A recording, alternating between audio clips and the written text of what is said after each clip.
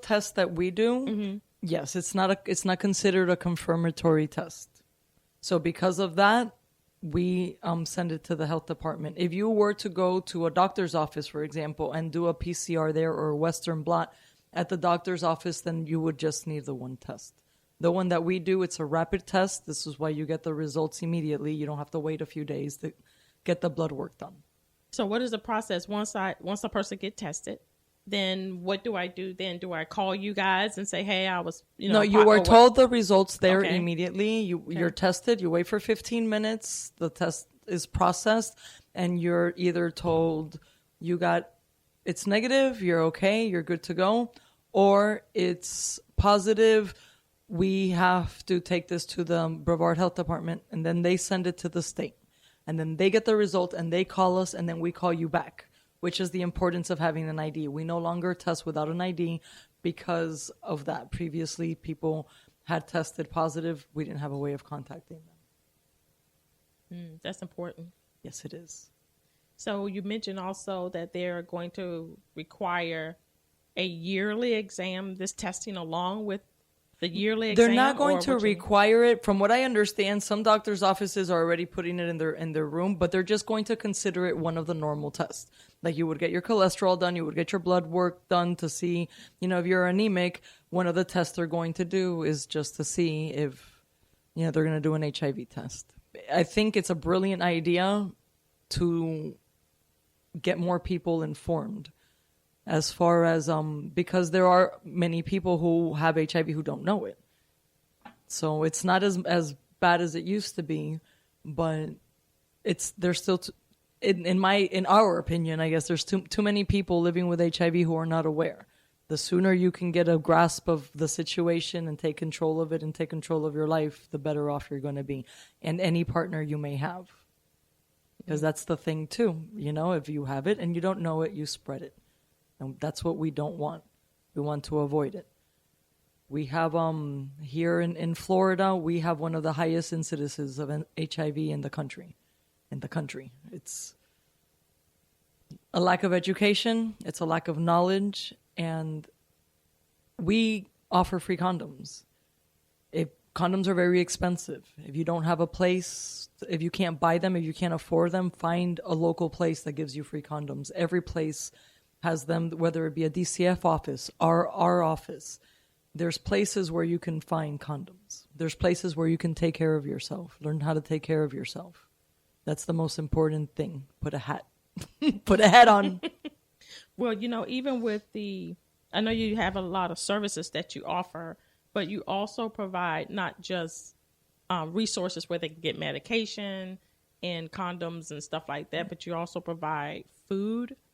Our particular organization provides transportation for clients who don't need it. We offer a food pantry twice a month, and we have frozen food now that clients can also come get every other week.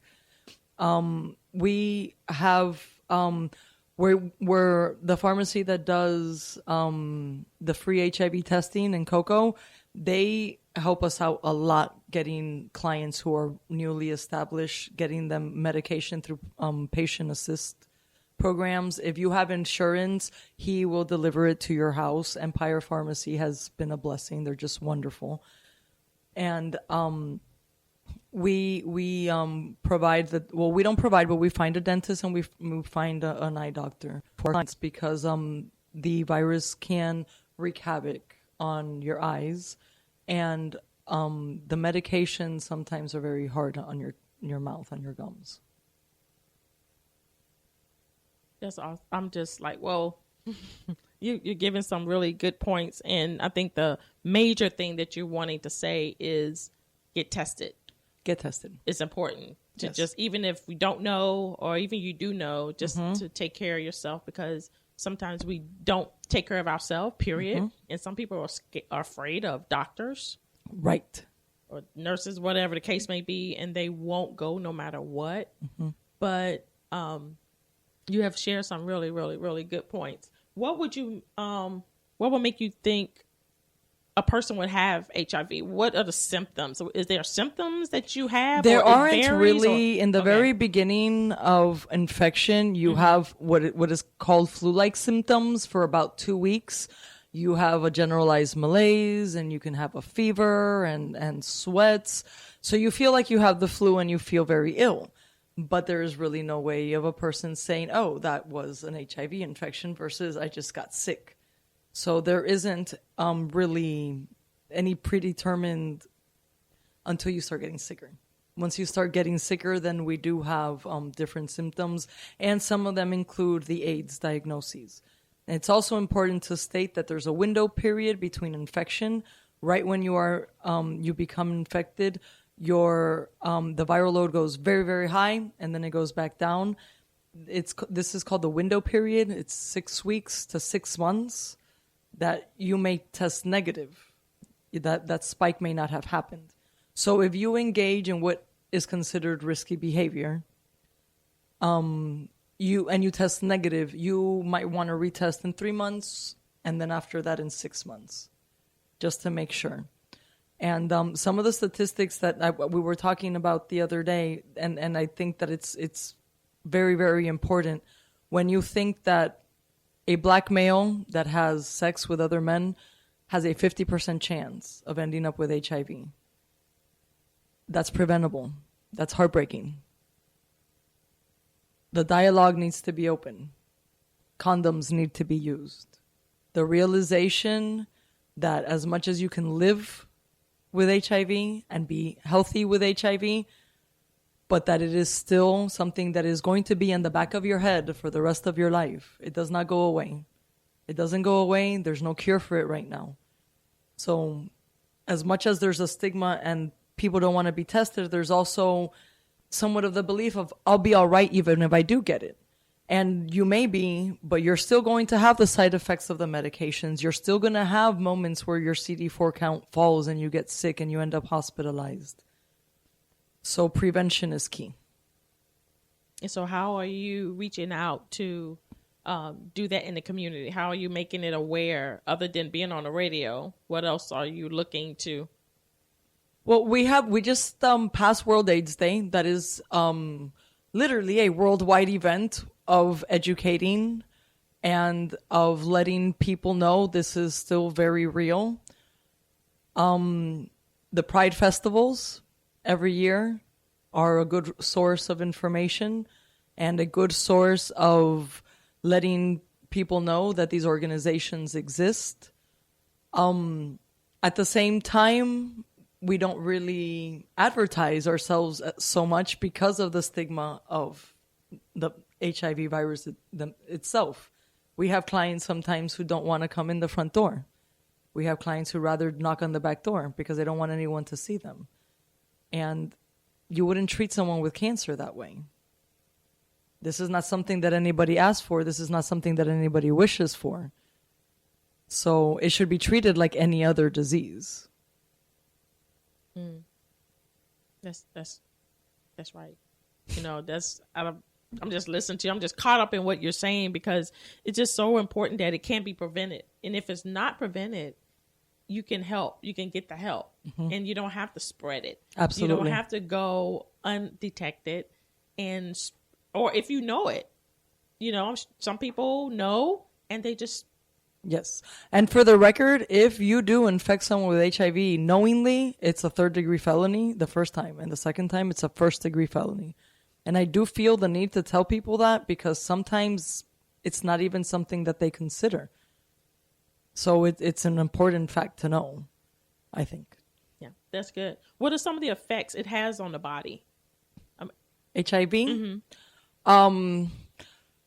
Hopefully you get put on medication. So most of the effects that you're going to see might be the side effects of the meds, which are nausea, vomiting. There are some kidney issues, but there are eye problems that you can encounter with HIV. There are skin problems that you can have. There's types of cancers, lesions that can appear on the skin. Being immunosuppressed, you can catch colds and even rare colds. Those are what are called the opportunistic infections, because they're not things that are usually found in healthy individuals. It's individuals who have a lowered CD4 count or T cell count because they've been immunocompromised naturally. So you can get colds, pneumonias, end stage, very end stage, which is what we avoid with the medication, is you get very, very thin. You can have AIDS dementia, and that's how people used to pass away. They just would literally wither away. So what is the normal count? I guess that's T cells. What is a normal count for a healthy person? I don't have a lab slip in front of me, but I believe it's about 500 to 1,200 or 1,400, depending on the lab. Every lab has different values. That's about the normal. The CDC considers a CD4 count of less than 200 AIDS.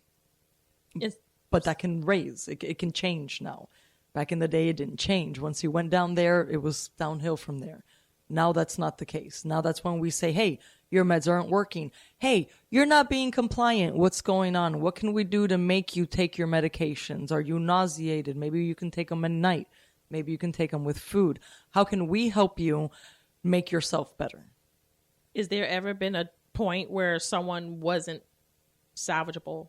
They wasn't able, the medication wasn't able to do anything for them? Or medically speaking, everything's possible. I honestly could not tell you because I don't know. So I don't want to give you false information. Things are different nowadays. So if you have proper care, and with the genotyping that we have available nowadays, because science is amazing, it's you could find the right medication, hopefully and ideally. So how is the support important? Sometimes when you are told that you have HIV and are now going to be living with it, a lot of people still go to that, oh my God, I'm going to die. The first thought they have. Many people can even become suicidal as a result. They have thoughts of how am I going to end myself, because if not, this disease is going to end me. They hopefully find, whether it be in family members or spiritual support in a friend or in their church, that a lot of our clients find a lot of support in their churches. They're told that, number one, we got you. We have your back. We'll take care of you. We'll help you, both physically and emotionally. That's very important. Mm-hmm. But most clients, I think, need to be told, you're going to be okay. You're going to be okay, and your care is in your hands, which I think for most able-bodied, able-minded people, that's important. It gives them power. There's also, since I mentioned the able-minded, there is an association with mental health and substance abuse and getting HIV. That is a huge issue, in my opinion, especially living in Florida. We do not have the mental health services we had in the 90s. And a lot of these people are falling through the cracks. And they don't get the mental health they need, which is a service we provide at our organization. I'm sorry if I've been a little bit all over the place. We provide mental health as well. We have a wonderful group of doctors in Cocoa who see our clients, and that is essential. It's absolutely essential, because if you have a person who is a schizophrenic or who is bipolar, they can't take care of themselves. They engage in risky behavior. And that is very important. So to have a group of doctors, family or friends, and a case manager that always has your back, that's always thinking of you, that helps you help yourself. So I think that is also important to know that we have to ask for help and to seek help, because as humans, that's a very difficult thing, right? A lot of us don't like asking for help. It makes us feel weak. But that's what we're here for. We're here to help each other. That is the only reason we're here, is to help each other. So never be afraid to ask for help in this realm. So along with the services that you offer, I see that, could you explain what Camp Heartland is?